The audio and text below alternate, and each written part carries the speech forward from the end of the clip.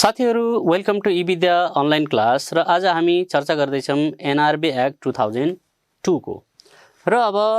हामीले एनआरबीलाई regulatory authority अथवा apex institution of bank and other depository financial institution भनेर भन्यौँ, सर्वोच्च निकाय भनेर भन्यौँ। र अब एनआरबीले अरू वित्तीय संस्थाहरू स्पेशली डिपोजिटरी फाइनेन्शियल इन्स्टिट्युसनका सम्बन्धमा विभिन्न किसिमका नीति नियमहरू तर्जुमा गर्ने र त्यसलाई कार्यान्वयन गर्ने काम गर्दछ। भनेपछि एनआरबी पनि आफैमा एउटा चाहिने बिग अर्गनाइजेसन अथवा गभर्नमेन्ट चाहिने एजेन्सीको रूपमा काम गरिरहेछ। भनेपछि एनआरबी सञ्चालन गर्नका लागि पनि अथवा एनआरबीले आफ्ना संस्थागत गतिविधि सञ्चालन गर्नको लागि पनि एनआरबीकै लागि पनि त नीति नियमको आवश्यकता पर्छ होला नि त हो। एनआरबी सञ्चालन गर्नका लागि अथवा एनआरबीले आफ्ना गतिविधि सञ्चालन गर्नका लागि एनआरबीको सन्दर्भमा चाहिँ के नीति नियमहरू बनेका छन् त, यो चाहिँ तपाईँको एनआरबी एक्ट 2002 ले चाहिँ नै जनाउँदछ। र यो एनआरबी एक्ट 2002 को मेन उद्देश्य भनेको चाहिँ स्टेबिलिटी अफ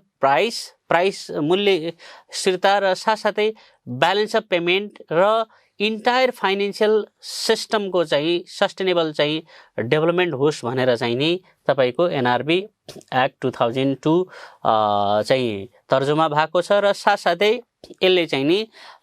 के चाहिँ नि कामहरू चाहिँ गर्न पर्ने एनआरबी संस्थागत रूपमा चाहिँ त्यो चाहिँ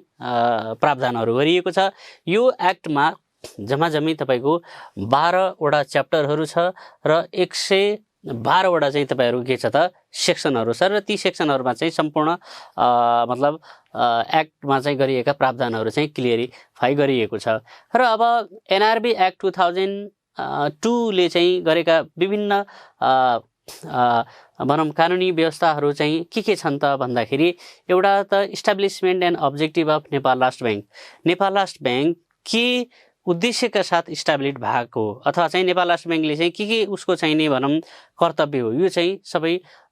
भनौँ एनआरबी एक्टमा चाहिँ उल्लेखित छ। र त्यसै गरी फङ्सन्स एनआरबीको कार्य के हो, त्यसै गरी ड्युटी के हो र एनआरबीले कतिसम्मको चाहिँ अधिकार चाहिँ राख्दछ त आफ्ना भनौँ अपरेटिङ गर्दाखेरि कतिसम्म चाहिँ अधिकार छ, यो कुरा चाहिँ तपाईँको एक्टमा चाहिँ राखिएको छ। र त्यसै गरी अर्को चाहिँ के त भन्दाखेरि formation and function of board. एनआरबीमा पनि एउटा बोर्ड छ। एनआरबीमा चाहिँ नेपाल राष्ट्र ब्याङ्क बोर्ड छ जुन चाहिँ 7 मेम्बरको 7 जनाको चाहिँ बोर्ड रहन्छ, जसमा चाहिँ गभर्नरले चाहिँ चेयरपर्सनको रूपमा काम गर्नुहुन्छ र त्यसै गरी अरू चाहिँ विभिन्न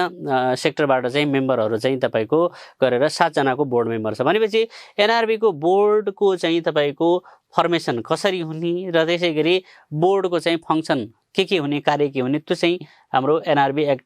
2002 मा चाहिँ व्यवस्था गरिएको छ। र साथसाथै अर्को चाहिँ तपाईँको बोर्डको चाहिँ ड्युटी के हुने अथवा चाहिँ बोर्डको पावर चाहिँ के, अधिकार कार्यक्षेत्र चाहिँ कहाँसम्म हुने भन्ने कुराको पनि एनआरबी एक्ट 2002 ले व्यवस्था गरिएको छ। र त्यसै गरी यो एक्टमा चाहिँ तपाईँको मोनेटरी युनिट अथवा चाहिँ नि तपाईँको स्पेसल्ली मोनेटरी युनिट भनेको हामीले सुन्छौँ मोनेटरी पोलिसी भनेर सुन्छौँ हो, त्यो सम्बन्धमा चाहिँ मोनेटरी युनिटको र त्यसै गरी ब्याङ्क नोट अथवा जुन चलन चल्तीमा आएको ब्याङ्क नोट छ त्यसका सन्दर्भमा र साथसाथै जुन मार्केटमा हामीले कोइनहरू इस्यु भएको देख्छौँ त्यसका सम्बन्धमा पनि चाहिँ लिगल प्रोभिजनहरू चाहिँ एनआरबी एक्ट 2002 ले गरेको छ। र त्यसै गरी ब्याङ्क नोट इस्यु गर्ने सन्दर्भमा र कोइन इस्यु गर्ने सन्दर्भमा चाहिँ प्रोसेस के त, यसका लागि पनि व्यवस्था चाहिँ यो एक्टले गरेको छ। र त्यसै गरी अर्को चाहिँ नि सोलिड अर काउन्टरफिट करेन्सीका सम्बन्धमा पनि एक्टले चाहिँ नि व्यवस्था गरिएको छ। र त्यसै गरी अर्को चाहिँ तपाईँको provision relating to the governor भनेको चाहिँ राष्ट्र ब्याङ्कको चाहिँ सबैभन्दा चाहिँ उच्च पदस्थ अधिकारीको व्यवस्था पनि यो लले गरेको छ, के चाहिँ हुनपर्ने सबै कुराहरू। र त्यसै गरी function and duty power of the गभर्नरको कार्य के र त्यसै गरी ड्युटीहरू के र साथसाथै चाहिँ अधिकार पावर चाहिँ के। र त्यसै गरी राष्ट्र ब्याङ्कमा म्यानेजमेन्ट कमिटी सम्बन्धमा पनि लले चाहिँ व्यवस्था गरेको छ। म्यानेजमेन्ट कमिटी कुन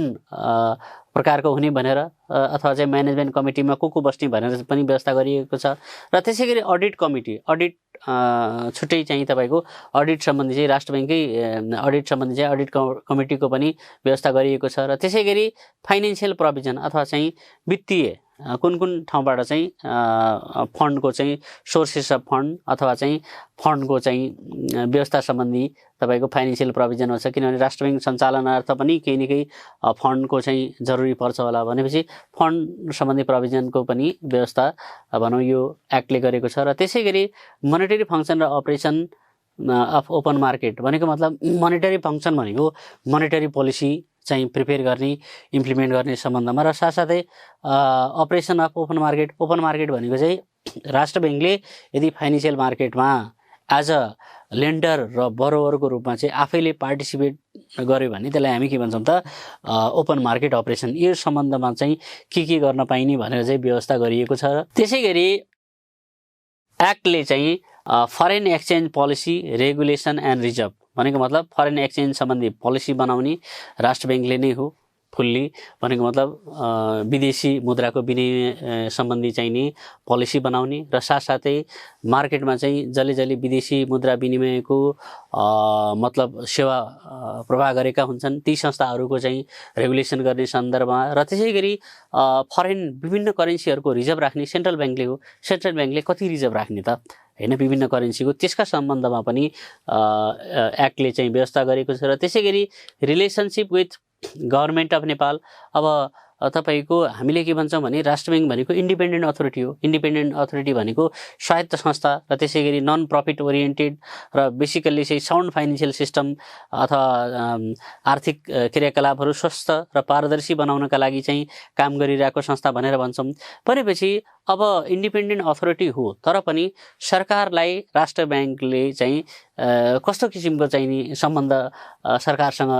रहन्छ कसरी चाहिँ सरकारलाई चाहिँ रेस्पोन्स गर्दछ त भन्दाखेरि एज अ